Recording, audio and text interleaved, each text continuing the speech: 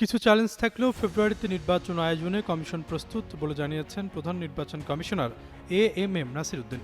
তিনি জানান, ভোটের 2 মাস আগে তফসিল ঘোষণা করা হবে। বুধবার নির্বাচন ভবনে নিজ কার্যালয়ে আয়োজিত সংবাদ সম্মেলনে কমিশনের এই অবস্থানের কথা জানান সিইসি। নাসির উদ্দিন বলেন, প্রধান উপদেষ্টার চিঠি পেলে কমিশন আলোচনা করে ভোটের তারিখ থেকে মাস 2 আগে তফসিল ঘোষণা করবে।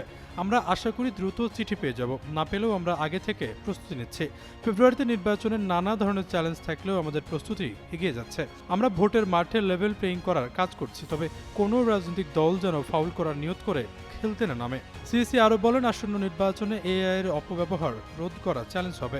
ভোটারদের কেন্দ্রীয় উপস্থিতি বাড়ানো কেউ কেউ বড় চ্যালেঞ্জ বলে জানাচ্ছেন। তবে আমরা নির্বিঘ্ন পরিবেশ নিশ্চিত করতে চাই, যেন উৎসবমুখর পরিবেশে ভোট অনুষ্ঠিত হয়।